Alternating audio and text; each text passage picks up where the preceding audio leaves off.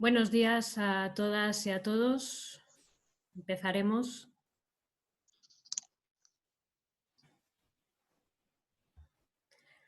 Primero de todo me presento, soy Núria Llabrés, coordinadora de Justicia Alimentaria en las Illes Balears. Primero de todo queríamos agradeceros que estéis hoy en la presentación de la campaña. La verdad es que estamos muy contentas de la repercusión que ha habido en las dos presentaciones que hemos organizado, lo que nos demuestra el gran interés sobre la temática que ha despertado. Para aquellas personas que no conocéis Justicia Alimentaria, deciros que somos una organización ecologista, internacionalista, feminista y políticamente independiente. Trabajamos por el cambio del sistema alimentario industrial que enferma a las personas, oprime y expulsa a las comunidades rurales y destruye el medio ambiente. Nuestro objetivo es lograr sistemas de producción local y justos que proporcionen una alimentación saludable tanto para las personas como para el planeta. Para ello, investigamos, denunciamos, impulsamos alternativas, hacemos incidencia política, trabajamos en el ámbito educativo y realizamos acciones de sensibilización para la sociedad en general. Antes de entrar de lleno en la presentación, comentaros que el webinar tiene el chat deshabilitado, pero que abajo de todo encontraréis un icono de preguntas y respuestas, que si durante la presentación queréis ir formulando preguntas, después al final de todo habrá un espacio para contestarlas. Y al final de la presentación también os aparecerá una encuesta que os agradeceremos que la contestéis. Y ya sin más, presentaros a Javier Guzmán, él es el director de Justicia Alimentaria, que primero nos va a poner un poco en contexto, y después Ferran García, que es autor de la investigación y coordinador de la Unidad de Investigación y Redes de Justicia Alimentaria, nos hablará concretamente de la campaña Mi primer veneno. Así que sin más, os dejo con Javier. Bueno, ¿qué tal? ¿Cómo estáis? Buenos días y sobre todo agradeceros que vais a dedicar este tiempo esta mañana un poco a conocer qué está pasando con la alimentación y sobre todo con la alimentación infantil. Una cosa que se le olvida decir a Núria es que nosotros como organización ya tenemos más de 30 años trabajando y somos también una organización de cooperación internacional, es decir, trabajamos esto mismo y el apoyo a la producción agroecológica en diferentes países del sur, de África y obviamente de América Latina, ¿no? Entonces, bueno, agradeceros vuestra presencia y vamos a intentar que sea lo más dinámico posible, teniendo en cuenta que, bueno, que esto del Zoom tiene cosas buenas y cosas malas. La cosa buena es que nos podemos juntar mucho y la mala que perdemos un poco el contacto. Pero bueno, como tenemos también capacidad de hablarnos y escribirnos, pues vamos haciendo, ¿no? Entonces, para empezar y poner un poco en contexto, como decía Núria, ¿qué está pasando con la alimentación infantil? Y aquí veis un poco la expresión, ¿no? Que se trata de una estafa, en realidad. Hay que entender qué está pasando con la alimentación los últimos, podemos decir, 30 años, ¿no? Y es que en realidad hemos vivido algunas revoluciones en el mundo alimentario, ¿no? Desde el punto de vista de la producción, desde el punto de vista de la distribución, ya veis que cada vez estamos consumiendo además diferentes productos y un cambio revolucionario en la dieta de las personas en todos los países del mundo, no son los países ricos, y esto pues tiene unas consecuencias enormes que ahora vais a ver, pero además es la primera vez que pasa algo así en la historia y tiene efectos muy dramáticos, muy importantes en la salud de las personas y también en lo que tiene que ver con el cambio climático, ¿no? Como veis, los últimos años hemos aumentado mucho todo lo que tiene que ver con carne, con grasa, azúcares. Esto tiene que ver con que, por ejemplo, en nuestro país, en este momento, aunque pensemos algo distinto, el 70% de lo que estamos consumiendo se trata de alimentos procesados, ¿no? Es justamente el vehículo de aquellos elementos más críticos para la salud, como es la grasa, como es la sal y como es el azúcar. Y es tan importante esto porque, según la propia OMS, que ya sabéis que está muy de moda, ¿no? con el coronavirus, es tan importante que esta es la primera o el primer problema de salud pública a nivel mundial y también a nivel del Estado español, y además supone una amenaza muy fuerte de quiebra para los sistemas públicos de salud en países donde obviamente pues, no tienen el número de cardiólogos, especialistas, etcétera, que tenemos en algunos países ricos, ¿no? Por tanto, esto supone bueno, pues esta Javier, debilidad, perdona. ¿no? Sí. Tendrías que conectar, compartir pantalla. Ay, perdonad. Un segundo, a ver, pues que se me ha desconectado. ¿Sí? Ahora sí lo veis, ¿no? Sí, ahora sí. Perfecto. Bueno, aquí más o menos os ponía la diapositiva de lo que suponía este cambio de dieta en los últimos años y la propia declaración de la directora de la OMS, la última directora, de Margaret Chan, que hablaba de este problema, ¿no? Es decir, si bien obviamente tenemos un problema con las enfermedades víricas en este momento, la realidad es que el gran problema de salud pública mundial tiene que ver con aquellas no infecciosas y que están directamente relacionadas con la alimentación. Es decir, si vemos que el coronavirus, ¿no? es un virus el que lo está creando y está diseminando, o la malaria puede ser el mosquito. En el caso de las grandes enfermedades de las cuales estamos padeciendo, pues fundamentalmente son enfermedades creadas y diseminadas por la propia industria y el modelo productivo que tenemos detrás, ¿no? ¿Cuánto? ¿No? Pues a nivel mundial se calcula, y en el último estudio del Lancet, que es una revista de mucho prestigio a nivel también de sanitario, lo que habla es que el 21% de las muertes evitables pues devienen directamente de lo que estamos consumiendo, cómo nos estamos alimentando. Eso en España serían 90.000 muertes al año, ¿sí? A daros cuenta que hablamos, si lo comparamos, ¿no? Ahora que tenemos las cifras de coronavirus, pues sería un escándalo. Pero ocurre que al ser menos disruptivas y al ser más lentamente, y además donde aparece una parte de una conducta individual, bueno, pues ¿no? Has comido mal o has tenido un mal estilo de vida, acaba siendo diluido y absorbido, ¿no? por el sistema, ¿no? Pero en realidad es la gran presión que tiene el sistema sanitario. Hablamos de dolencias cardiovasculares, ahí lo veis, diabetes, cánceres, obesidad y algunas enfermedades importantes como la diabetes, que a veces se banaliza sobre ella, pero es muy importante y tiene repercusiones enormes, es una enfermedad grave. Y, por ejemplo, en España pues ya sabemos que hay unos 5 millones de personas con diabetes, 2,5 millones más se calcula que la tienen, pero no están diagnosticadas, y casi un 5% más, es decir, de personas que tienen problemas con la glucosa en algunos niveles. Por tanto, casi un 17% de la población en nuestro país tiene estos problemas o tiene problemas con el azúcar. También con la obesidad, la curva es una epidemia brutal, está disparada. Aquí sí que no hemos logrado doblar la curva ni de muy lejos, es decir, cada año estamos aumentando la obesidad en personas adultas y el sobrepeso por encima en nuestro país del 45%. Y además, según la OCDE, somos el país de la Unión Europea y segundo del mundo con más obesidad infantil. Y esto es un gran problema, porque como sabéis, cuando una persona, un niño, tiene problemas de obesidad o de sobrepeso, es muy probable por un factor de persistencia que lo acabe, como si dijéramos, arrastrando toda su vida. Por tanto, es fundamental el atacar el tema de la obesidad infantil como un problema importante de salud, ¿no? ¿Y por qué ha pasado esto? Ahora vais a ver, por muchas cuestiones, pero vamos a ir desgranando algunas de las más importantes. Una es porque, si lo veis, y es claro, en los últimos años la alimentación fresca, la alimentación más saludable, cada vez es más cara. Es decir, el pescado, las frutas, las verduras, cada vez vamos al mercado, donde vayamos a comprar, y cada vez son más caras. En cambio, los alimentos más procesados, pues cada vez más baratos. Se dice que incluso los últimos 15 años casi no han subido de precio los procesados, y en cambio las frutas, verduras y los frescos, pues casi más de un 70%. Por tanto, es verdad que el nivel o el tema de los precios tiene un efecto directo en las pautas de consumo.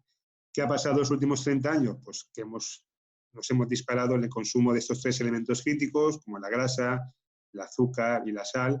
Ya estamos en momentos o en niveles de consumos muy fuera de los estándares o de lo que determina como saludable la OMS, que aquí lo vais a ver, ¿no? ¿Sí?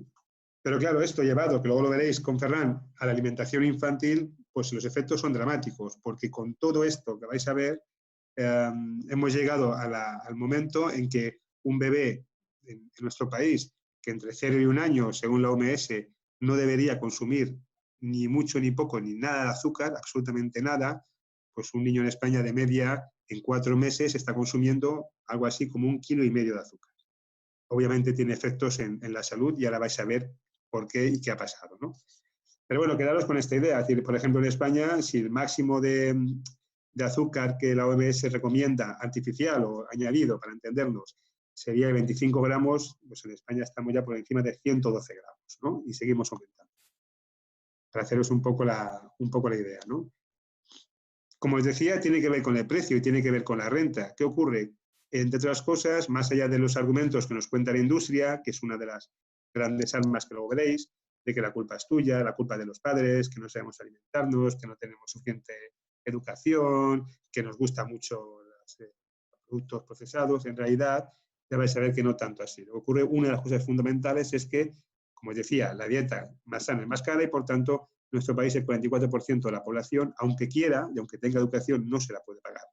Y estamos viendo en este momento de crisis y crisis económica como muchas familias van a quedar descolgadas y aumenta lo que decimos la brecha alimentaria, aquellas familias que no llegan a un umbral suficiente de una dieta saludable y que, por tanto, están poniendo en peligro la salud presente y futura, ¿no?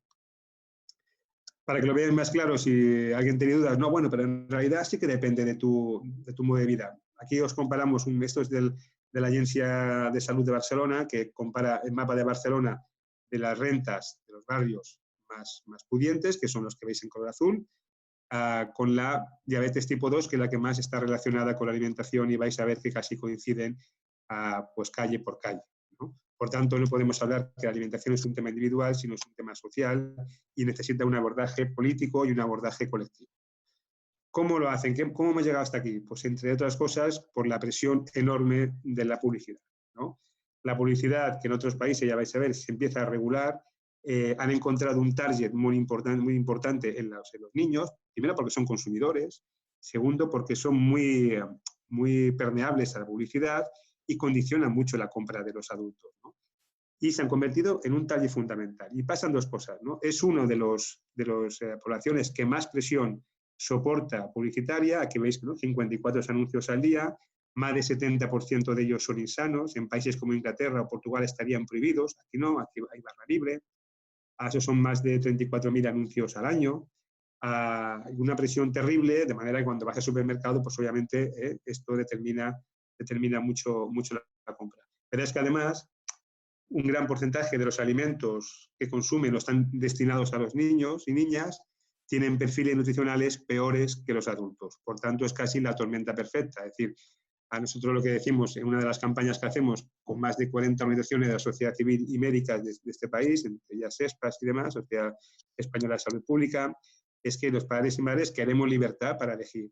Esto no es libertad, esto es un condicionamiento. Los niños no tienen capacidad para elegir o discernir qué es bueno, qué es malo, sino simplemente están siendo manipulados y no tenemos ningún sistema que les proteja, ¿no?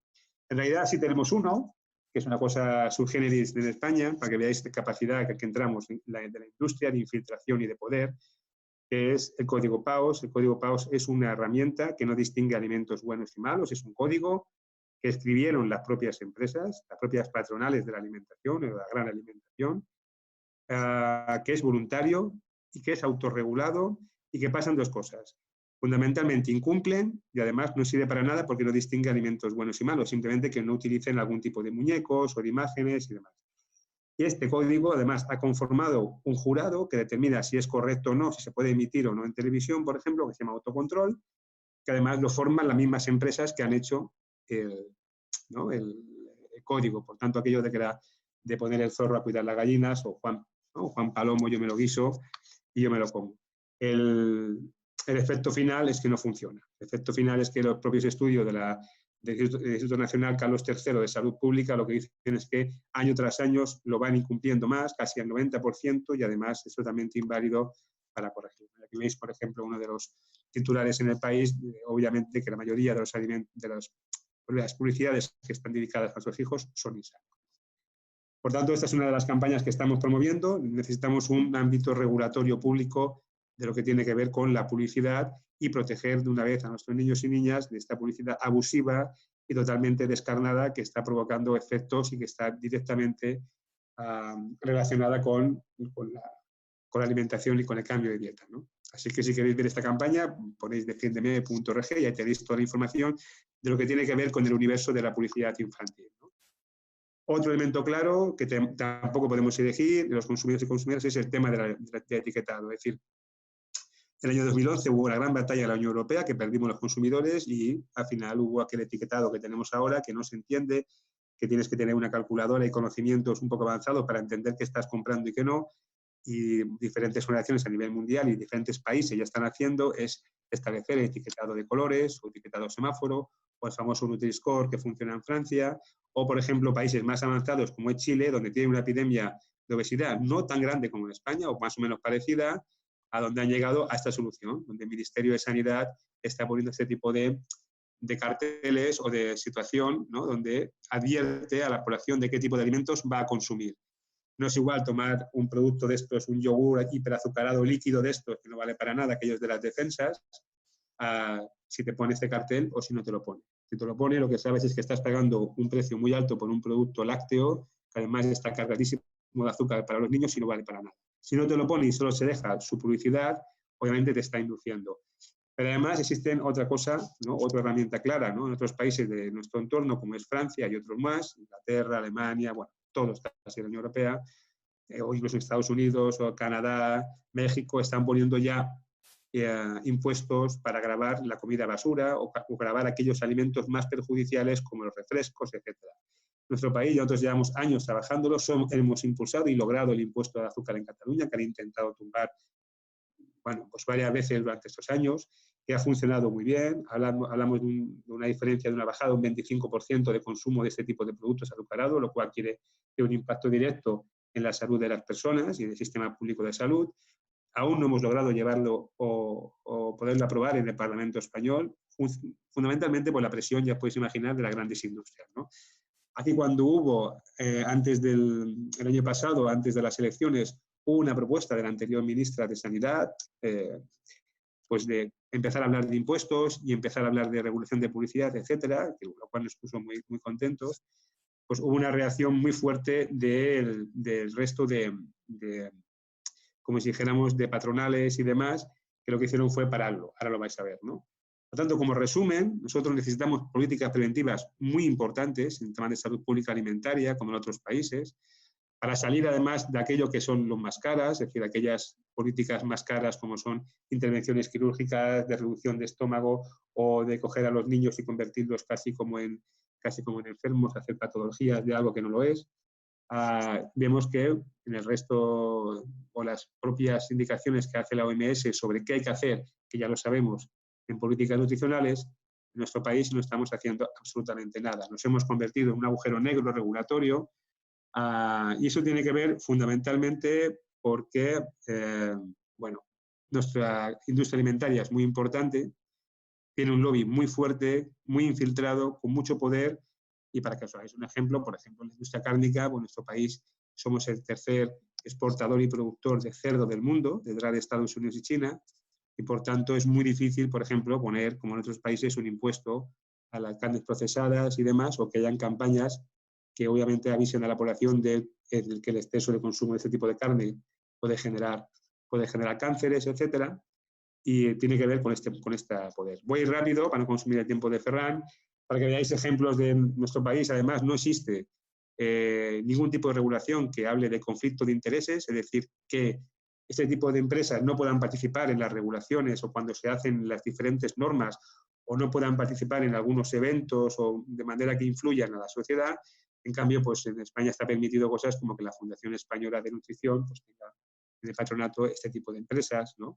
O que participen y promuevan, por ejemplo, la carrera contra la diabetes empresas como Coca-Cola, o, por ejemplo, que el único plan o campaña que exista en el Ministerio de Sanidad sobre hábitos saludables y alimentación esté consorciada con la Fundación Alimentum. La Fundación Alimentum pues son, obviamente, las grandes patronales otra vez de la alimentación industrial, para que veáis un poco el ejemplo de hasta qué momento nosotros no tenemos en este momento una protección y una regulación suficiente del punto de vista público y ciudadano de la alimentación, ¿no?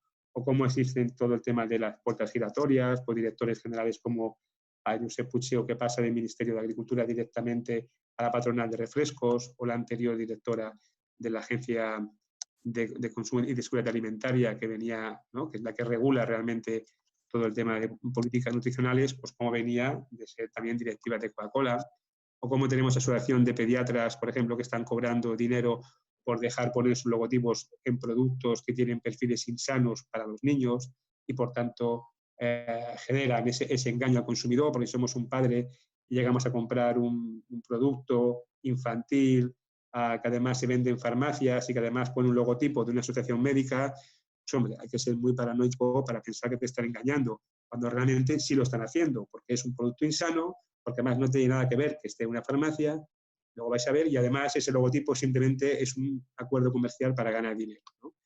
Y así tenéis ejemplos varios, pues como ves, diferentes asociaciones que están financiándose con este tipo de publicidad a costa un poco de hacer esta confusión en la información hacia los padres, ¿no? Y los ejemplos son muchos, o este, por ejemplo, de una guía que aquí en Cataluña la Generalitat estaba repartiendo el año pasado a todos los colegios de Cataluña, donde daba consejos sobre alimentación y, bueno, algunos de ellos pues incluso venían patrocinados directamente por empresas de dulces, ¿no? Como es el caso, ¿no?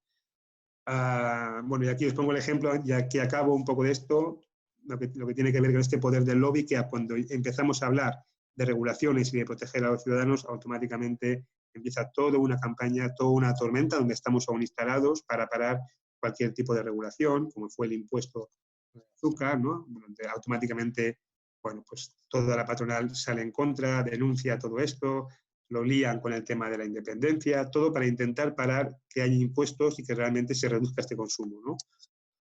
Y cuando al final de todo esto, del año pasado, hubo esta gran pelea, pues decía, de impuestos y regulación, pues finalmente el Estado se echó para atrás y solamente propuso un acuerdo voluntario de reducir 10% de grasas, sal y azúcares de los alimentos que obviamente nadie ha hecho, que obviamente nadie ha fiscalizado y que obviamente no sirve para nada. Fue una nueva victoria de las empresas, ¿no? Y ahora estamos otra vez relanzando con este nuevo gobierno las propuestas para ver si llegamos a un impuesto, a una regulación de la publicidad, del etiquetado, del conflicto de intereses y de mejorar los menús escolares con una dieta más sana y más local, y acercarnos a algo como de Portugal. Bueno, vamos a ver qué pasa. Por ahora parece que el gobierno ha lanzado alguna indicación de que algo quiere hacer y vamos a ver hasta dónde llegamos, ¿no? Hasta aquí, para que veáis un poco lo que está pasando con la alimentación y el poder de esta industria, ¿no? Cuando hablamos de alimentación infantil, y aquí lo dejaré, lo más importante es que tengamos que empezar por saber que la alimentación infantil es un invento, es de 0 a 3 años. Es decir, el ser humano se ha alimentado sin tener que recurrir a potitos, papillas, etcétera, preparados a toda la humanidad, si no, no estaríamos aquí, ¿no? Lo que ocurre es que en los años 20 y sobre todo en los años 50, la industria se da cuenta que hay un mercado ahí, un mercado potencial que se puede utilizar y que se puede utilizar para generar ventas, ¿no?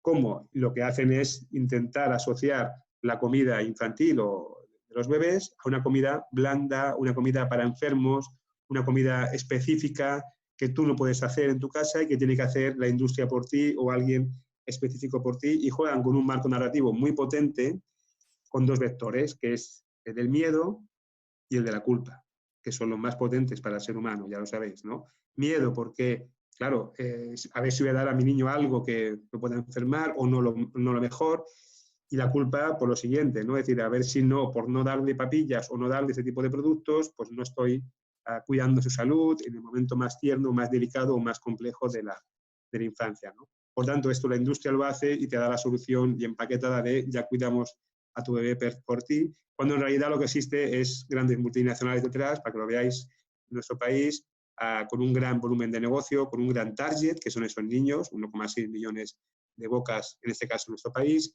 y bueno, con una gran capacidad de generar ingresos y tal. Y además, ni siquiera está generando, como si dijéramos, industria o generando empresas, porque está fundamentalmente concentrado en dos grandes empresas, una de ellas Nestlé y otra de ellas SEO. Por tanto, se trata de un monopolio de la alimentación infantil que ha generado todo un marco y que ahora salir de este marco narrativo del miedo, de la culpa y volver a alimentar a los niños y niñas de una manera natural, pues va a costar mucho esfuerzo. Yo lo dejaría aquí y ya paso la palabra a Ferran.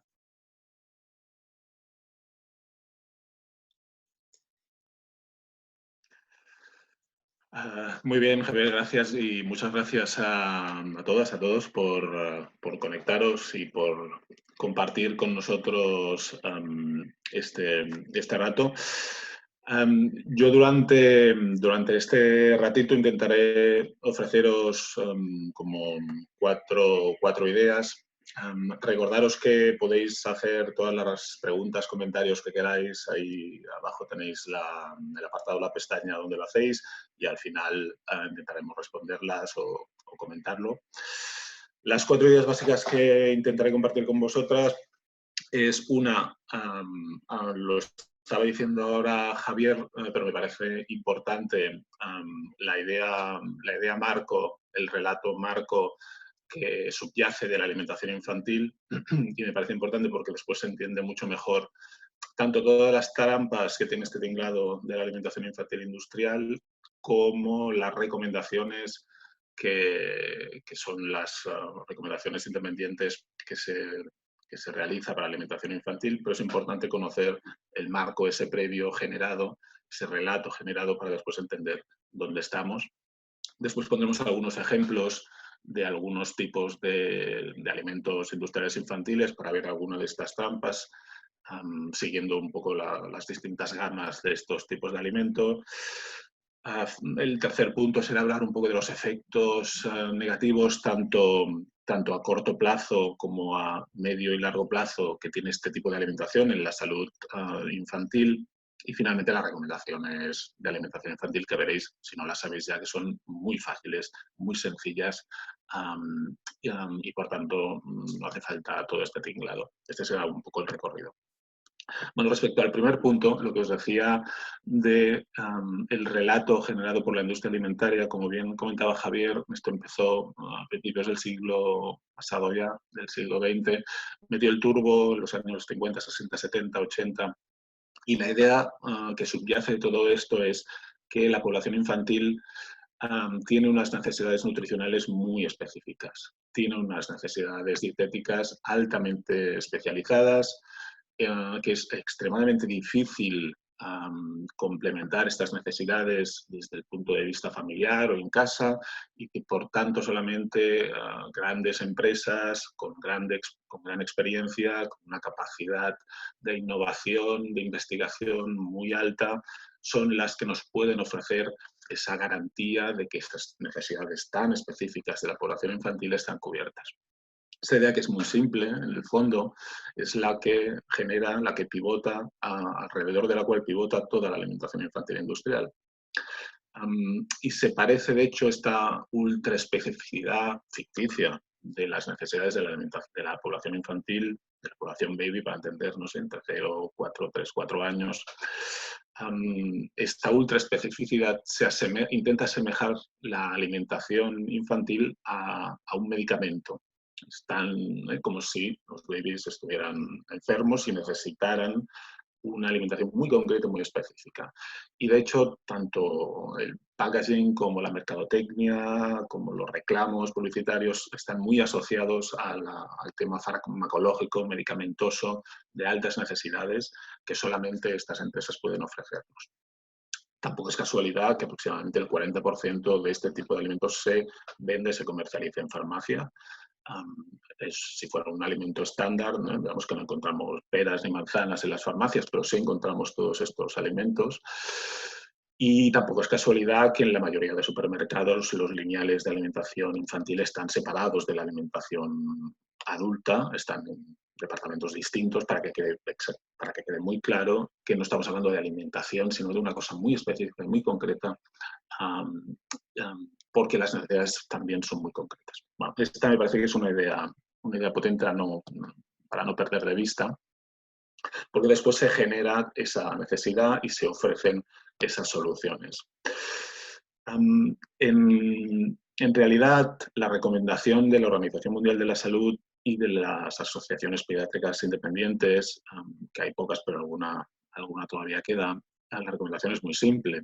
Volveré a decirlo al final de esta intervención, pero es básicamente lactancia natural, siempre que sea posible, si no, pues lactancia de sustitución, pero lactancia natural hasta los 6 meses, y a partir de los 6 meses complementar esa lactancia natural, que debería seguir siendo la base de la alimentación hasta al menos los 2 años. Esto es una recomendación para la población en general. Obviamente hay casos y casos individuales, pero esa es la recomendación general, hasta los 6 meses lactancia natural, y a partir de los 6 meses empezar con una alimentación complementaria, que es tal y como la llama la Organización Mundial de la Salud, porque complementa a la alimentación de lactancia. En cuanto a esta alimentación complementaria, ¿qué alimentación complementaria debe ser? Pues la alimentación lo más fresca, natural y familiar posible. Ya está. Es decir, no hay ninguna necesidad específica, concreta y extraña en un bebé de 6 meses. No necesita nada especial excepto alimentación sana, habitual, la que tengamos en casa, la familiar. Y a partir de los 6 meses introducir este tipo de alimentación.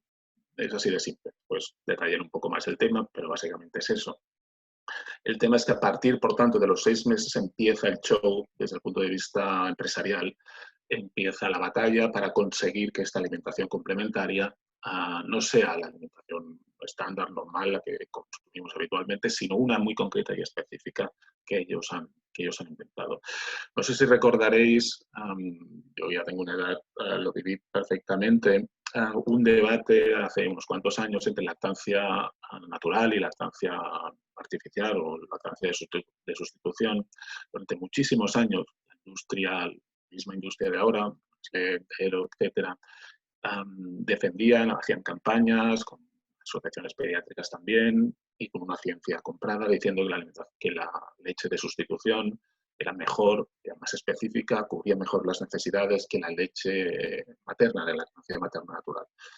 Por suerte esto ya ha pasado a la historia y todo el mundo reconoce que la lactancia materna natural es mejor en todos los sentidos si se puede dar que la de sustitución. Pero durante muchísimos años eso no fue así. Esa pugna entre una necesidad ficticia, artificializada y una alimentación natural estuvo muy presente y de hecho estaba ganando la industria. Lo mismo, eso que ya la lactancia ya se ha superado, esa batalla existe todavía en la alimentación complementaria y estamos en esa misma situación. Estos productos serían el equivalente a la lactancia de sustitución y la alimentación estándar sería el equivalente a la lactancia materna. Y a partir de los 6 meses es cuando empieza el show. Bien, si os parece, os pongo algunos ejemplos de estos engaños y de estos tinglados que aparecen en la alimentación. Os comparto algunas imágenes.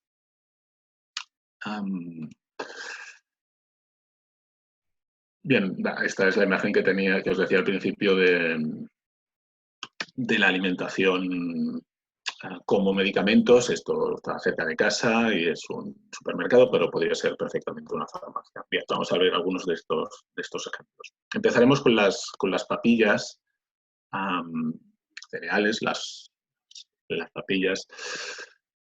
Hay 2 grandes marcas, esta es la más vendida.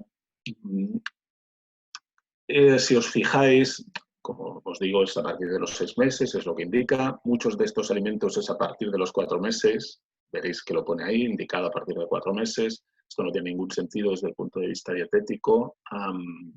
Lo de los 4 meses tiene que ver con la duración del permiso de maternidad, que son de 16 semanas, cuando la mujer entra en el mercado laboral, entonces es cuando de golpe la industria aprieta para que empiecen a utilizar estos productos. Bueno, en este caso, a partir de 6 meses, si os fijáis arriba, pone 0% de azúcares añadidos, pero si le damos, ahí lo tenéis, si le damos la vuelta y buscamos cuál es la cantidad de azúcares que tiene este producto, nos damos cuenta que no es el 0%, sino que es el 21% prácticamente. ¿Cómo es esto posible? Esto es posible por una de las trampas habituales y es utilizar harinas hidrolizadas. Las harinas hidrolizadas en realidad es una harina que ha sufrido un tratamiento previo con unas enzimas que digieren el almidón y el resultado final es azúcar, fructosa y glucosa. Y por tanto lo que obtenemos es ese 21%, prácticamente un cuarto de esto es azúcar puro, azúcar sin más, pero pueden añadir que es 0% azúcares añadidos, pueden decir que como ingrediente no está el azúcar y por tanto tú crees seguramente que es un producto que es correcto, que está bien, que tiene un buen perfil nutricional. Además le añaden el osito este azul y un montón de bífidus y vitaminas, entonces parece ideal. En realidad estás dando prácticamente la misma cantidad de azúcar que una Coca-Cola. Y como os digo, la recomendación de la OMS, la única recomendación que tiene en este ámbito es 0% azúcar y 0% sal. Por tanto, este alimento es un desastre, es un perfil nutricional realmente nefasto. En otro país, como bien comentaba Javier, que hubiera otro tipo de legislación y de etiquetado, llevarían no un osito azul, sino este sello de alto en azúcares, y entonces tú verías claramente que este es un producto con mal perfil nutricional para alguien de 6 meses o para alguien de 42 años. Hasta tal punto esto es así, después de años de denuncias que llevamos haciendo, nosotros y mucha gente, que algunas de las empresas, esta es la segunda empresa en este tipo de productos, Quesero, ha decidido dejar de utilizar estos cereales hidrolizados y entonces lo que utilizan es cereal tal cual, sin hidrolizar, y ahora hacen gran publicidad de que esto es mucho mejor que el cereal hidrolizado, cuando durante 20 años decía que el cereal hidrolizado era lo mejor, porque era mucho más digestible, etc. El hecho de incorporar cereal hidrolizado, en realidad la única función industrial que tiene o comercial que tiene es que es más dulce. Obviamente con un 20% de azúcares este producto es muy dulce y por tanto los bebés se lo comen muy bien y se lo comen muy rápidamente y por tanto tú crees que es bueno, que les gusta y que les gusta mucho y por tanto que es mejor que otro que se comen menos, sencillamente porque tiene menos azúcar. Esta es la única explicación del por qué le meten cereal hidrolizado, la real, más allá de lo que diga. Bueno, como os digo, ahora Ero está haciendo una ultra campaña sobre el no utilizar este tipo de cereal en sus productos. ¿Es bueno utilizar papillas Ero? Pues como os decía antes, no es absolutamente necesario. Es mejor este que no tiene azúcar que el que lleva azúcar. Sí. Es mejor utilizar, no sé, darle arroz con patata y un poco de pollo pasado con el tenedor. ¿Mejor que esto? Por supuesto. Por tanto, no es que estemos recomendando esto, simplemente es para ver hasta qué punto cambian de criterio en función de las denuncias y dinámicas sociales. Si le queremos dar cereal, de hecho, podemos ir a un supermercado, comprar copos de avena, mezclarlos con leche o triturarlos con alguna fécula y ya está. Es mucho más barato. Si lo queremos ecológico y tal, pues también mucho más barato que no otro producto. También se utilizan los cereales para meter aditivos que supuestamente mejoran algunas condiciones. En este caso, son unas papillas que todo te indican que el bebé va a dormir mejor si come estas papillas. Tenéis que buscar exactamente el lugar donde dice que ayudan a dormir y no lo vais a encontrar, porque es ilegal. No pueden decir que ayudan a dormir porque no añaden nada en este producto que esté autorizado desde el punto de vista de la Agencia Europea de Seguridad Alimentaria, que es quien autoriza estos reclamos nutricionales, que apoye esta afirmación. Por tanto, lo que hacen es una especie de sugestión con este osito, con el pijama, diciendo que efectivamente ayudarán a dormir cuando en realidad no aportan nada, ningún ingrediente que justifique legalmente esa afirmación. La segunda gran gama de productos tiene que ver con las leches de crecimiento, llamadas leches de crecimiento. En realidad son productos lácteos altamente procesados a la que se le añaden un montón de cosas que no son para nada necesarias y que son muy caras. A partir del año, la Organización Mundial de la Salud dice que es perfectamente posible utilizar leche de vaca o leche de cabra, la leche que habitualmente tomamos en casa si es que tomamos lácteos de este tipo, para complementar la alimentación en el caso de que queramos seguir dando el lácteo, más allá de la lactancia natural, que como os digo debería seguir siendo una base más o menos importante, que obviamente va variando la proporción en función de que se van haciendo mayores los niños y niñas, pues debería, si queremos complementarla con un producto lácteo que no es lactancia natural, pues la leche de vaca es perfectamente saludable, perfectamente recomendable y no hay ningún problema. Todo esto, por tanto, no es en absoluto necesario. De hecho, si comparamos, esta es una de las marcas actuales, si comparamos el listado de ingredientes de estos subproductos lácteos, vemos una cantidad de procesado que en absoluto es recomendable para esta población. Le añaden un montón de vitaminas, de minerales que tampoco son necesarios si la alimentación es adecuada. Están más que sobrados con la cantidad de minerales y vitaminas que lleva una alimentación adecuada, no necesitan nada de esto. Es más, se producen casos de hipervitaminosis o de hipermineralización que interfiere la absorción de otros ingredientes. Por tanto, no necesariamente más vitaminas o más minerales es bueno. En muchos casos es malo.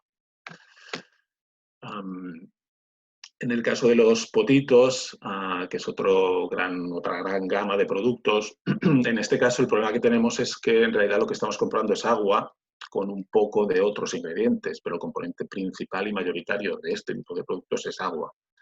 Por ejemplo, de arroz y pollo, si damos la vuelta, veremos que aproximadamente el 60% de su composición es agua. Estamos, por tanto, diluyendo un alimento, estamos diluyendo nutrientes, estamos diluyendo su composición y además estamos comprando agua a un precio realmente caro. Si queremos darle arroz y pollo, es tan sencillo como que yo en casa ese día comemos arroz y pollo, en su caso no le pongo sal ni le pongo azúcar, lo machaco un poquitín y ya está. Ya está, no tiene más problema. Por tanto, los potitos básicamente agua con alguna que otra cosita. Y la última gama de productos se refiere a lo que nosotros le llamamos mi primer, que básicamente es pues, mi primer yogur, mi primer colacao, mi primer bollicao, mi primer galleta, etc. Esto igual ya intuimos que no son necesarios, que son más superfluos y que tampoco tienen un buen perfil nutricional. Pero es que tienen un perfil nutricional que muchas veces es incluso peor que su equivalente en adulto. Si buscamos el primer veneno, arriba tenéis cuál es su composición y abajo la del Danone normal, estándar adulto. Puestos a elegir, es mejor el yogur Danone estándar que el otro. Tampoco es necesario dar yogur a los 6 meses. De hecho, lo que deberíamos es ampliar la gama de alimentos más allá de los lácteos, porque en teoría lácteos ya está tomando muchos. Pero bueno, si quisiéramos dar un yogur, podemos utilizar cualquier otro yogur estándar adulto que aporta perfectamente todas sus necesidades. En el caso de primer colacao es evidente que no es necesario para nada. Esto tiene más de un 50% de azúcares, por mucha vitamina que después le pongan, por mucho que esté avalado por una sociedad médica. Como decía Javier, esto cada vez imita menos. De hecho, es al revés. Si veis un aval, empezad a sospechar de que ese producto no tiene un buen perfil nutricional. Básicamente es azúcar, galletas, que si nos fijamos veremos que tiene esta cantidad y además en este caso incluso le ponen sal, que también está absolutamente contraindicado según la Organización Mundial de la Salud. Bien, permitidme acabar con dos aspectos muy rápidos. Por un lado, cuáles son los efectos que tiene todo este tinglado, toda esta alimentación que nuestros hijos, hijas, los bebés durante meses están tomando. Y segundo, cuál es la recomendación oficial e independiente a grandes rasgos de este tipo de alimentación. En cuanto a efectos, hay un efecto inmediato y es que muchos de estos alimentos, como hemos visto, y solo os he dado alguna pincelada, tienen un perfil nutricional malo, nefasto, desde el punto de vista dietético. Por tanto, hay un efecto directo. El hecho de que se consuma mucho azúcar ya de entrada, desde la tierna infancia, no es para nada saludable. El hecho de que se consuma sal tampoco. El hecho de que se consuman productos muy procesados tampoco. La interferencia de las vitaminas con la absorción de otros ingredientes y nutrientes tampoco es saludable. Por tanto, tenemos ese efecto inmediato. Pero quizás es más importante el efecto medio y largo plazo. Los primeros meses, años de vida son trascendentales para generar una paleta gustativa y unos hábitos alimenticios que nos acompañarán durante muchos años. Posteriormente, ya en la fase más adulta, nuestra razón nos llevará a modificar nuestros gustos para intentar comer de una manera más saludable, pero hasta que entre en juego ese aspecto más racional, nuestra alimentación se basa mucho en nuestros impulsos, nuestros deseos, lo que nos gusta, y lo que nos gusta se genera en estas edades. Por tanto, si nuestra alimentación se basa en elementos muy procesados, muy homogéneos, con el mismo sabor, con la misma textura, con el mismo color, muy azucarados, nuestros gustos van a ir por ahí. Cuanto más ampliemos esta paleta gustativa de sabores, de texturas, de gustos, de olores, de aromas, mucho mejor. Cuanto antes introduzcamos frutas, verduras, féculas de diverso tipo, mucho mejor. Por tanto, se trata de ampliar el spam de la alimentación infantil más allá de la alimentación materna, lactancia materna, como os digo, la alimentación complementaria debería ser lo más amplia, variada y diversa posible. También lo más natural, fresca y con mejor perfil nutricional. La alimentación industrializada que os he presentado va en la dirección opuesta a todo eso. Esa mochila que habíamos arrastrado durante muchos años de todo lo que hemos ido comiendo durante estos primeros meses, años, tiene efecto. Está demostrado que esa huella alimentaria queda impregnada en nosotros durante mucho tiempo y cuesta mucho después desaprender todo eso y que nos gusten otros tipos de alimentos que forman parte de la alimentación saludable. Por tanto, este es un efecto a tener muy en cuenta. Finalmente, la recomendación de la Organización Mundial de la Salud, y como se hacía de organismos independientes dietéticos, es un poco lo que os decía al principio. Lactancia natural, siempre que sea posible, hasta los 6 meses. Deberíamos seguir con esa lactancia hasta al menos 2 años. Y a partir de los 6 meses complementar eso con alimentación sólida. ¿Qué alimentación? La habitual, la que tomamos en casa, si es una alimentación equilibrada. Cuanto más variada, mejor. Cuanto más textura, mejor. Cuanto más sabores, mejor. Y ya está. Esa es la recomendación, así de simple y así de sencilla. Recordad lo que os decía al principio de esa disyuntiva entre lactancia natural y lactancia de sustitución. Durante muchos años parecía que era mejor, pues no. En este caso, con la alimentación sólida pasa exactamente lo mismo. Y hasta aquí lo que os quería comentar. Si os parece, continuamos con vuestros comentarios y preguntas, lo que queráis comentar. Hola, gracias Javier y Ferran. Y bueno, hay algunos comentarios, así que voy a ir diciéndolos. Comenta Bárbara que con las leches de continuación también hay todo un tema. ¿Y cómo creéis que se podría resolver? Porque el mercado es tremendo y la calidad también es terrible.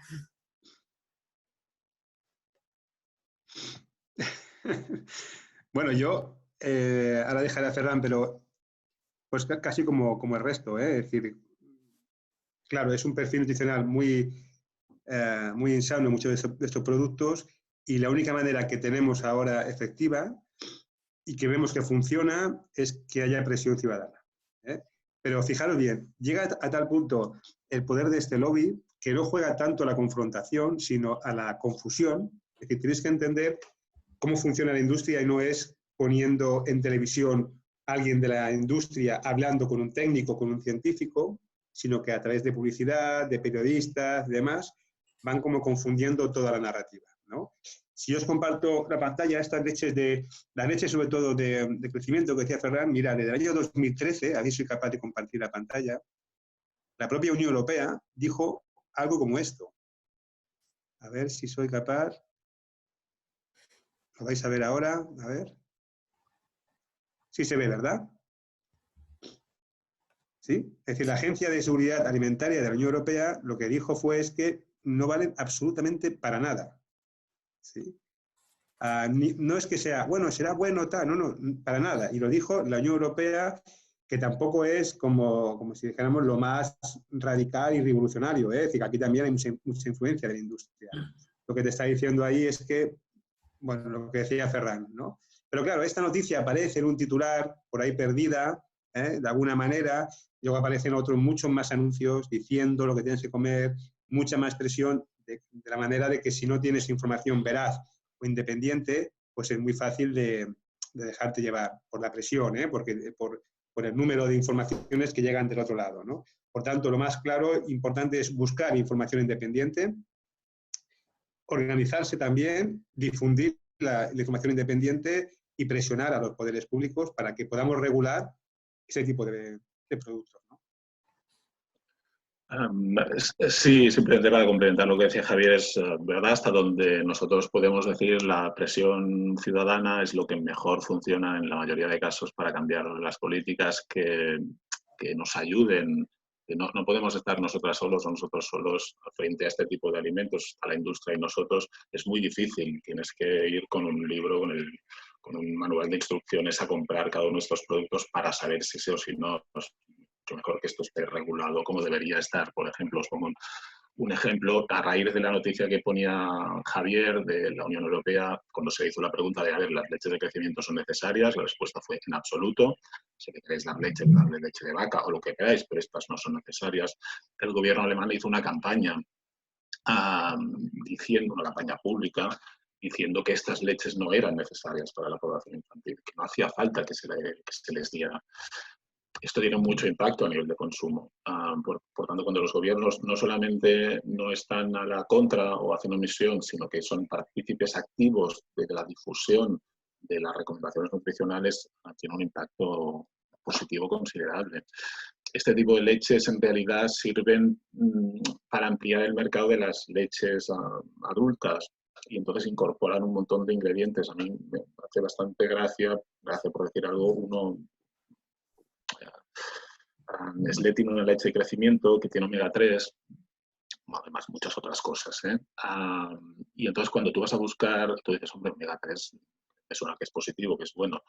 Para un bebé, bueno, para un bebé y para todo el mundo. Cuando vas a buscar qué tipo de omega 3 tiene, qué cantidad de omega 3 tiene, te das cuenta de que el omega 3 que tiene es el ácido alfa-linoleico, que es un omega 3 que no tiene función, es químico, pero no tiene función desde el punto de vista de mejorar algún condicionante de la salud, como sí que lo tienen otros. Es un derivado del lino, un derivado vegetal, que químicamente lo es, pero no tiene función. Y así lo recoge la Agencia Europea de Seguridad Alimentaria. Por tanto, es poner el sello y ya está. Mientras esto se permita, pues tú es muy difícil que sepas que el alfa-linoleico no tiene una actividad positiva desde el punto de vista de salud. Por tanto, la presión ciudadana para conseguir que esto cambie, yo creo que es el camino general, más todo esto, la difusión y comunicación que hacemos entre nosotros y nosotras para entender un poco de qué va todo esto. Muy bien, hay más preguntas. Marta comenta que en muchas ocasiones los pediatras recomiendan los cereales hidrolizados porque dicen que tienen una mejor digestibilidad. Se digieren mejor en los estómagos inmaduros de los bebés. ¿Qué pensáis de esto? Bueno, justamente por eso os he puesto lo de ERO, porque en realidad, es decir, el argumentario que les pasa a la industria, a la pediatría, a los pediatras y pediatras es exactamente ese. Hasta hace unos años el cereal hidrolizado, su función, según la industria, era que era mucho más digestible que el cereal habitual. En realidad no tiene base científica. Los estómagos de los bebés tienen exactamente los enzimas necesarios, las amilasas necesarias para digerir el almidón sin ningún tipo de problema, excepto si hubiera realmente un problema, pero esos son casos muy puntuales. Por tanto, no tiene ninguna base científica el hecho de que demos azúcar porque es más digestible que el almidón, ¿no?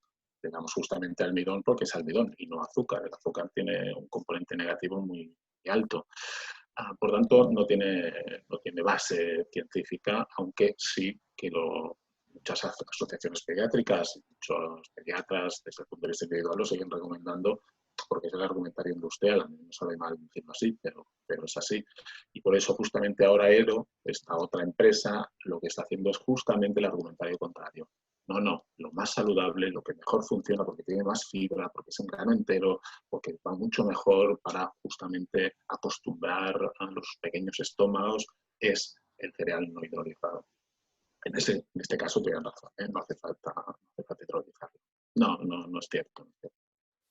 Y aquí hay un tema importante, que tiene que ver con esto que decía Ferran, para entender que cómo funciona la industria, ¿no? Es decir, en este país, ya te digo, al no tener una ley que regule bien claramente el conflicto de interés, hay una intromisión y una interferencia directa de la industria en todo lo que tiene que ver con el conocimiento científico. Por tanto, por volumen, para entendernos, las investigaciones, la gran cantidad de investigaciones alimentarias que hay en este país, ya no sea solo potitos, sino de la industria cárnica hasta cualquier industria, las hace las empresas.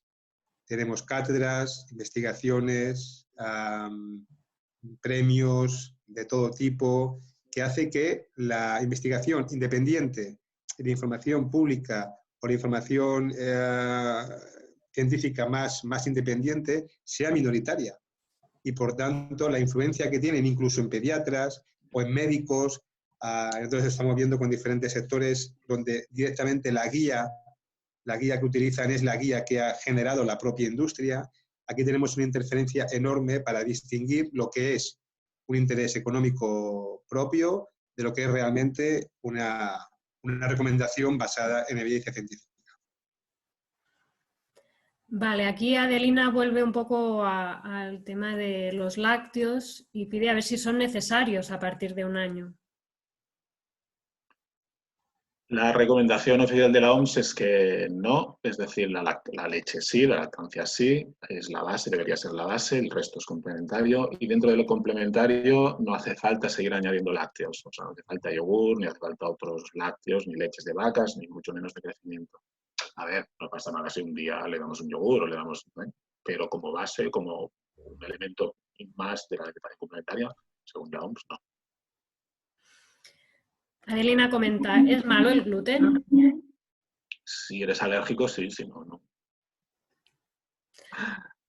Vale, después José Antonio Sánchez hace un comentario sobre que tendríamos que incidir en las comidas de colectividades, en los comedores escolares. Comenta específicamente que es la principal comida del día y durante gran parte del año, desde los 2 años en adelante. Bueno, sí. Pregunta a ver si hay una campaña específica en cuanto a comedores escolares. Sí, mira, nosotros tenemos una campaña, yo creo que es del año 2014, puede ser, por allá, no me acuerdo, que se llama Cortocircuito, que empezamos a trabajar todo lo que tiene que ver con la alimentación saludable y local en el ámbito escolar, en las escuelas y en las colectividades, y en lo que es la compra pública de alimentos, ¿no?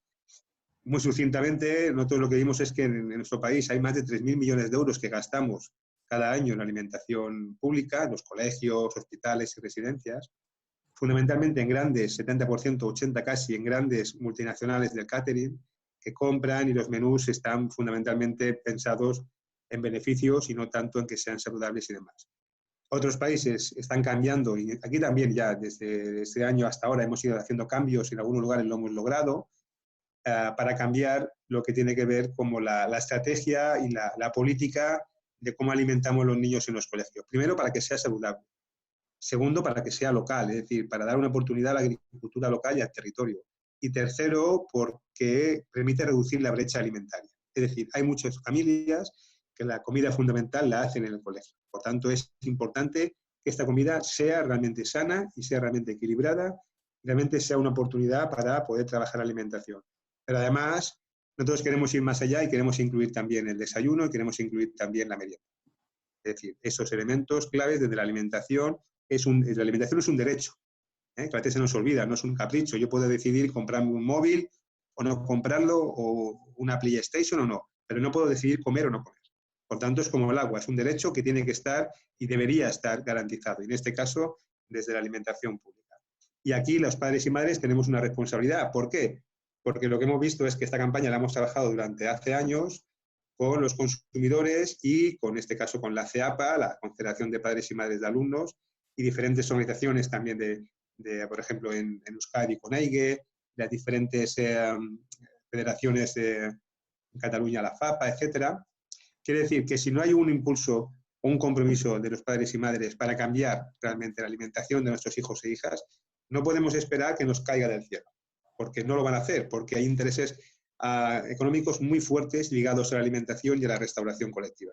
Por lo tanto, también desde aquí os animo a que conozcáis esa campaña que está en nuestra web y que, si os interesa, que os podáis poner en contacto con las AMPAs y con nosotros en los diferentes territorios en los que estamos. Esta campaña sigue en marcha, sigue muy activa y estamos intentando forzar, en este caso, a las administraciones públicas a que piensen primero en nosotros y nosotras, en los colegios, en los niños, y no en el beneficio de unas cuantas multinacionales del catering. Muy bien. Jesús comenta, ¿y qué hay de los alérgenos y su introducción?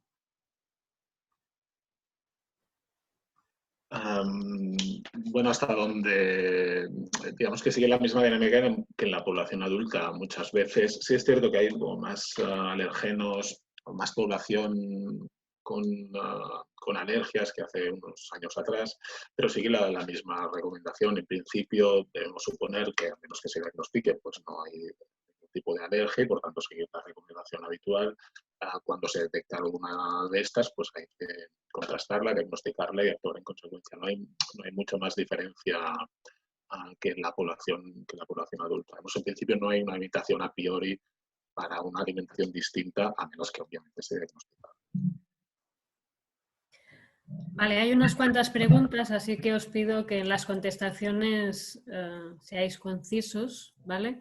Bueno, Adelina vuelve un poco a lo del gluten y comenta por qué venden productos sin gluten para niños no celíacos. Y creo que lo juntaría también con una pregunta de Esther que dice, ¿cómo puede ser entonces que los propios pediatras recomienden seguir con la leche de continuación hasta al menos 18 meses? Bueno, un poco por...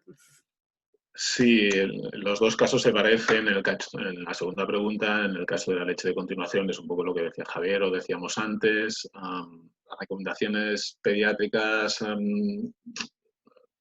sabe mal decirlo así, pero muchas veces no están sustentadas en la realidad científica ni en las recomendaciones independientes, sino en otros aspectos. Porque en esto la OMS y otras organizaciones son muy claras con el derecho de crecimiento. Por tanto, si se recomienda, pues es un error.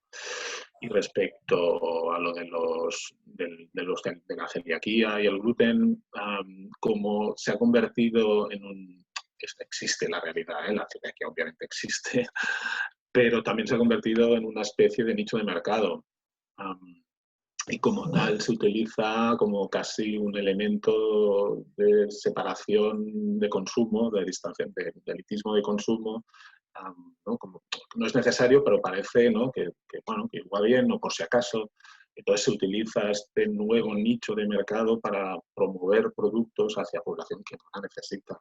El gluten es lo que decía antes, si eres alérgico, pues claro, lo evitas, pero si no, el gluten es un alimento, no hay ningún problema. Este último punto que dice Ferran es importante para también conocer cómo funciona la industria, que ha generado esta paradoja.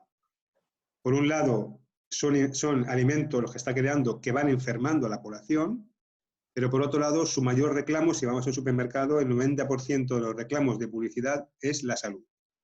Por tanto, te está vendiendo la salud en un producto que es justamente lo contrario, porque es la gran narrativa ahora mismo de reclamo de publicidad para todo es saludable. ¿Sí? Vais a ver saludable, sanísimo, resanísimo, cualquier tipo de tal, que además, otra cosa importante, en nuestro país no existe una regulación clara de publicidad que distinga sano, sanísimo, casero, ¿no? Cero, todo ese tipo de reclamos de publicidad, que parece que detrás hay algo, no hay absolutamente nada, que es otra de nuestras reivindicaciones. Es decir, pueden poner lo que quieran, natural, naturalísimo, a cualquier producto y tú asocias automáticamente que es algo sano, pero no tiene que ver. Es más, la gran cantidad de los productos más publicitados y más insanos suelen tener un reclamo de tipo esto de que me sube la defensa, me las baja, este tipo de alicamentos que decimos, o que tienen propiedades más allá de las nutricionales, suelen ser los que después tienen un perfil más complicado. Vale, ahora Gonzalo pone encima de la mesa el tema de la publicidad y comenta, el etiquetado, y comenta cómo se puede traer el etiquetado de Chile a España.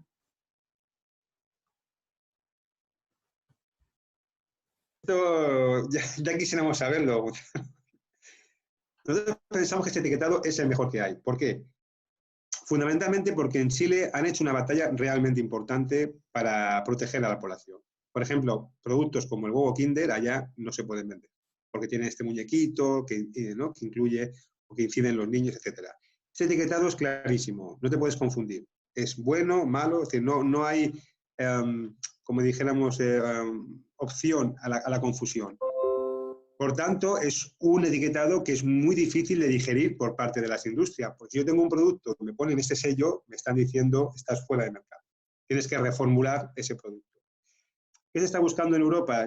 Fórmulas intermedias. Está el etiquetado semáforo, que es este de los colores, por grasa, azúcar y sal, diferentes colores, que está bien porque te los diferencia, pero sí que es verdad que es un poco lioso, porque es muy alto en azúcar, muy bajo en grasa, entonces es bueno, malo, tal. Y ahora estamos en el famoso Nutri-Score, que es otro nivel, otro sistema de etiquetado, que está funcionando en Francia de manera voluntaria, que parece que se va a imponer, que es mejor que el semáforo, porque es un resumen, te marca los productos entre la A y la D, me parece, de perfiles insanos a más sanos. Por tanto, es más fácil de entender, que es la cosa más importante para los consumidores, que sea fácil e interpretable rápidamente, pero es verdad que las empresas van reformulando y es muy probable que la gran mayoría de ellas queden en algo parecido a sano porque queden más o más desfasado el sistema, ¿no? Por lo tanto, no está mal, es un gran avance hasta a lo que tenemos ahora, pero nosotros pediríamos más el etiquetado chileno y otros países que están funcionando en América, pero lo vemos dado el poder que tiene el lobby en la Unión Europea y en el Estado español, es muy difícil que veamos ese tipo de hexágonos. Muy bien, José. Comenta, ¿cómo creéis que influye la duración de los permisos de maternidad y paternidad en la alimentación? Gran pregunta, José. Pues sí, influye muchísimo, drásticamente. De hecho, la alimentación infantil tiene diversos condicionantes o determinantes sociales. Uno de ellos es la clase social. Las clases populares, por sus condiciones de trabajo, de regularidad laboral, etcétera, destetan mucho antes que las clases medias altas.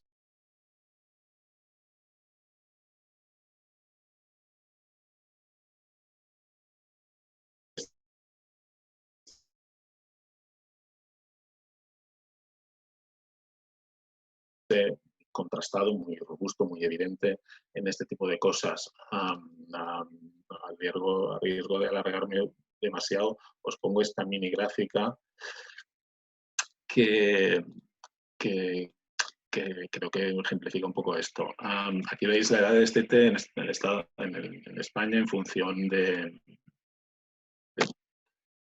de la clase social y, como veis, es casi el doble en un caso que en el otro.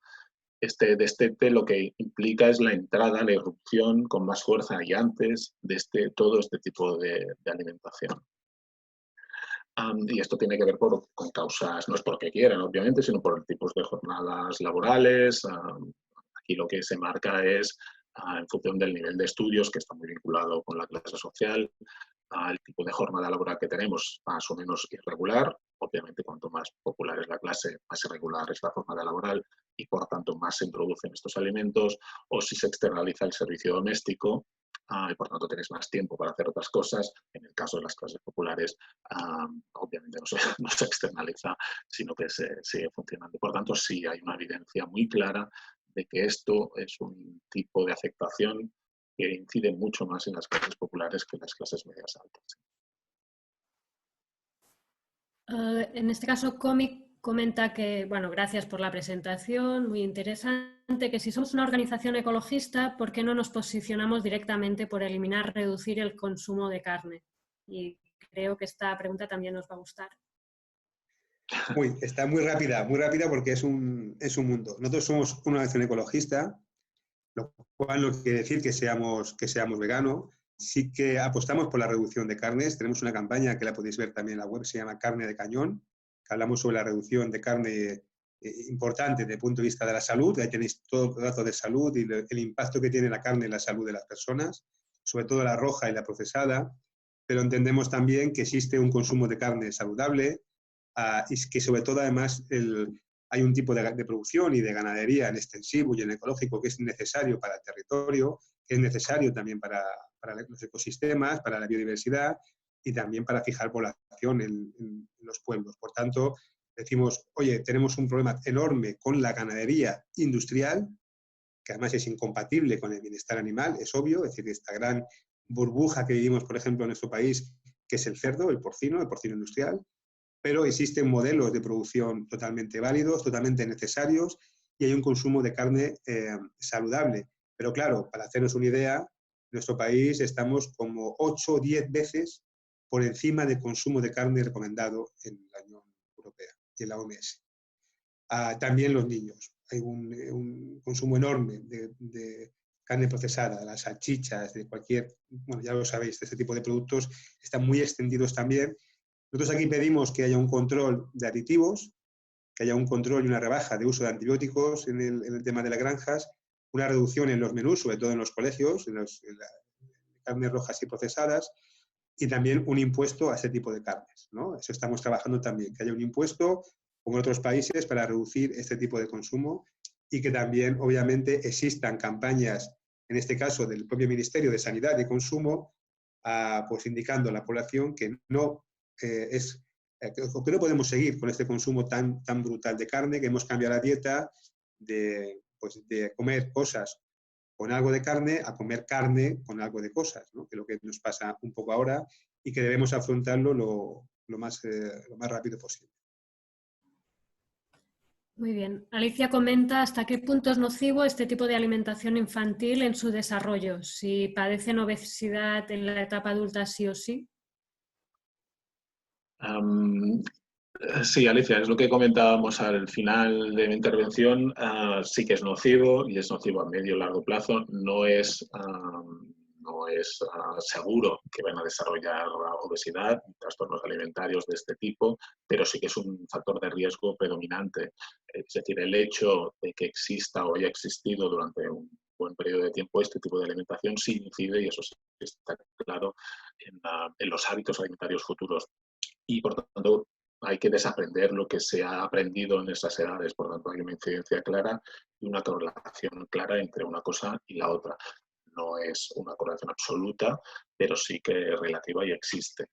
Por tanto, el efecto que para mí es más importante, más allá del efecto directo del consumo de alimentos con un mal perfil nutricional, es ese efecto, esa distorsión de los gustos y hábitos alimentarios que vas a arrastrar durante mucho tiempo. Eso sí está demostrado. Vale, ahora voy a juntar dos preguntas que hacen referencia, bueno, de un espectador anónimo y de Nuria, que hacen referencia a cuando no se puede dar alimentar con leche materna. ¿Cómo debemos, bueno, ponen qué debemos saber sobre las marcas que ofrecen productos para ellos?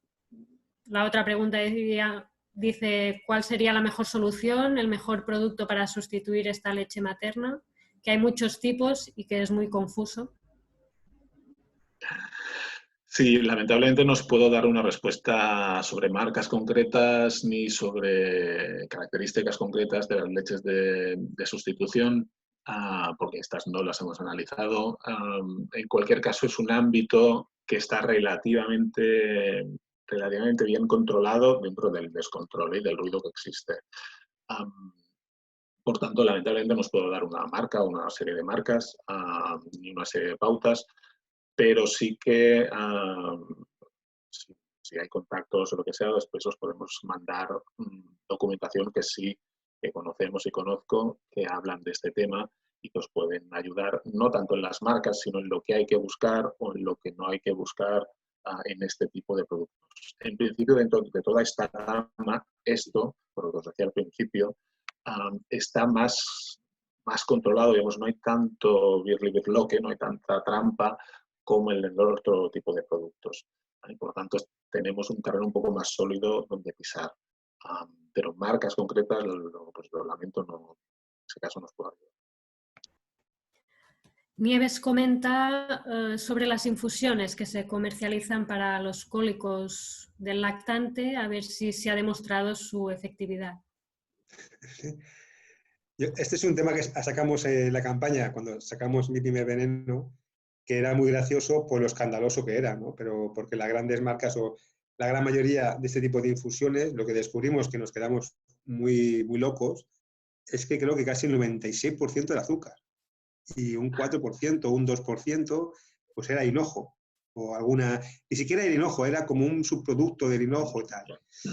Bueno, entonces ocurre dos cosas, que claro, y yo creo que este tipo de infusiones todos les hemos dado a los nenes, pensando que, bueno, que es para tal. Pues el efecto de que tenga un 2% de hinojo, bueno, pues será que sea, algo hará, ¿no? Lo que sí que está claro es que al niño le estás pegando un chute de glucosa que luego ponle a dormir, ¿eh? Imaginaros lo que supone de un tarro así de estos de... Hay uno que se llama, creo que era el... No quiero mentiros ni tampoco hacer falsa publicidad, pero creo que pusimos el Blevi Digest, uno de estos. Y creo que más del 90% era azúcar. Entonces, claro, al darle eso a un niño de biberón, pues le están metiendo un chute que, bueno, pues imaginaros, ¿no? Más allá de cualquier refresco, ¿no? Entonces, mirar bien sobre todo las etiquetas. Esto es básico.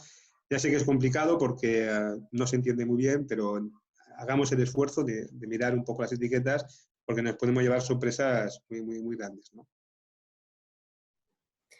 José Antonio comenta que etiquetado sí, pero que no habéis incidido mucho en el producto ecológico local de temporada. El producto convencional, comenta, puede parecer sano, pero incorpora agrotóxicos, hormonas, antibióticos en cantidades permitidas, pero que son malas. Sí, bueno, esto claro.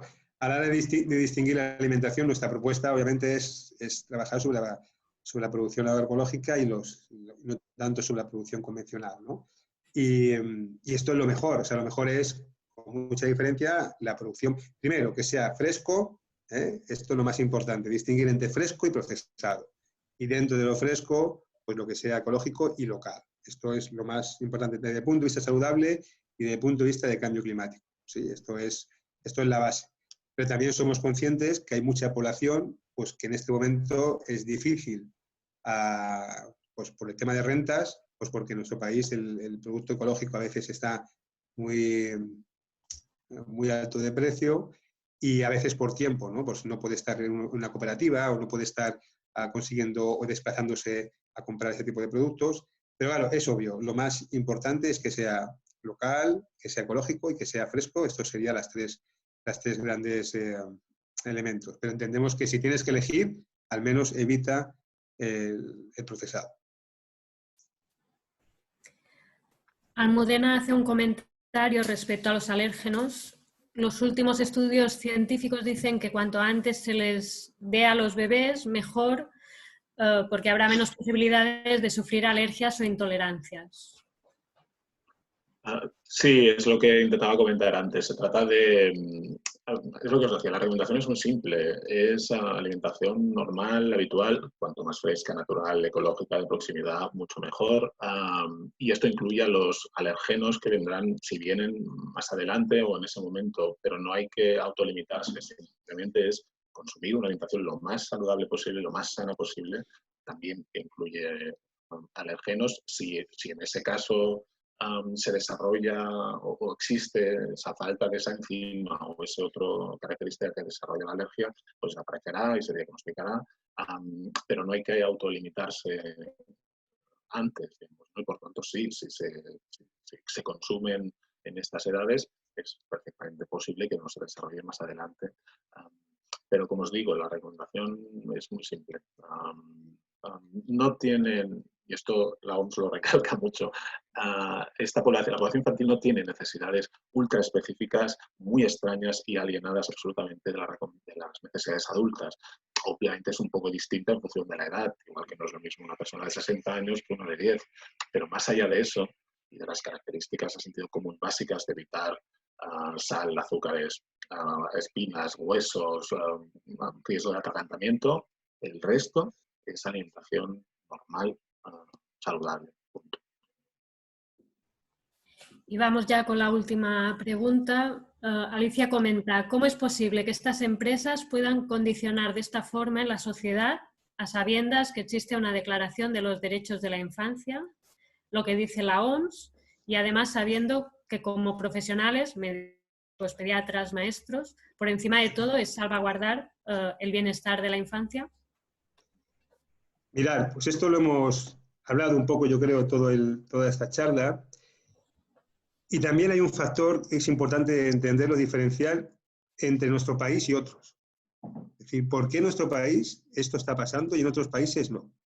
¿Por qué hay más regulación en otros países del entorno europeo y en nuestro país es un agujero regulatorio que no se entiende? Porque en todos hay presión del lobby, obviamente, de las empresas. Pero aquí, ¿qué está pasando? Nuestra opinión es que confiamos demasiado en que alguien lo va a hacer, en que nos protegen, en que hay leyes. Y lo que decimos es, en otros países lo que hay es movimientos ciudadanos ya establecidos de consumidores, etcétera, que lo que hacen es establecer contrapoderes a este tipo de industria. Y por tanto, yo desde aquí, con esta pregunta, yo os quisiera animar a ser parte activa también de esta defensa y de este cambio por la alimentación, porque no se va a dar por sí solo, porque no va a ocurrir, porque las empresas siguen presionando, trabajando día tras día, porque tienen miles de millones de euros, porque tienen una gran capacidad de actuación, una gran capacidad de generar estudios, etc. Y los ciudadanos, pues tenemos pocas herramientas, entre ellas pocas organizaciones o información independiente que entendemos que es clave. Defender este tipo de contrapoder libre e independiente, pues casi como la prensa, que sea independiente y libre, es clara desde el punto de vista de la salud, pero también desde el punto de vista democrático. Es decir, porque ¿quién está tomando las decisiones por nosotros? ¿Cómo estamos permitiendo que en nuestro país los niños estén consumiendo 1,5 kilos de azúcar ¿no? a los 4 meses? ¿Cómo no hay un control o una información más veraz? ¿Cómo no hay una asignatura de la alimentación saludable en las escuelas cuando nos estamos jugando tanto? ¿Cómo no sabemos que somos un país con un problema enorme de obesidad infantil? ¿Y cómo no existen leyes como hay en Portugal o hay en Francia o en Inglaterra? ¿Por qué aquí estamos como aislados de esta onda regulatoria? ¿Por qué no hacemos caso a lo que dice la OMS? ¿Por qué no se ponen en marcha políticas que vayan a favor nuestro? Y para eso, si queremos que suceda, tenemos que organizarnos y tenemos que buscar y ofrecer nuestra parte y nuestro compromiso. Entonces yo desde aquí, mira, ya aprovecho y os invito a ser parte de Cambia, a ser parte de nuestra organización. Nosotros somos una asociación independiente, por tanto, abierta a que la gente pueda participar, a que podáis colaborar o voluntarios o como socios, asociados, porque las cosas tienen que darse si ponemos y arrimamos el hombro, pero si no, no van a suceder por sí solas. Y desde aquí os llamo un poco a la acción, es decir, no vale solo con salvarnos o intentar salvarnos únicamente a nosotros buscando información o buscando las etiquetas o buscando mejor producto para nuestros hijos. Tenemos un compromiso colectivo, tenemos que hacer que esto llegue. Es decir, igual en mi escuela sí tenemos producto ecológico, pero yo quiero saber en la escuela de al lado cómo está, en el barrio de al lado de donde vengo, cómo está esa escuela pública. O sea, necesitamos pensar la alimentación como un bien común, como un bien colectivo para todos. Y una protección también para todos los niños. No únicamente intentar la salvación individual, porque además no existe. Porque siempre irá un paso por delante de nosotros y un engaño vendrá detrás de otro. Así que bueno, os animo a ser parte del cambio y si os interesa la alimentación y lo que tiene que ver con la salud, el medio ambiente, etcétera, pues aquí estamos abiertos para que seáis parte del cambio. Muy bien, pues con estas palabras de Javier llegamos al final. Os pondremos un vídeo para que conozcáis un poco las diferentes acciones que hacemos desde Justicia Alimentaria. Y nada más, recordaros que al final de todo saldrá una encuesta que os agradeceríamos que contestarais, a nosotros nos ayuda. Y nada más, agradeceros haber estado en la presentación y que nos vemos en la próxima. Hasta pronto.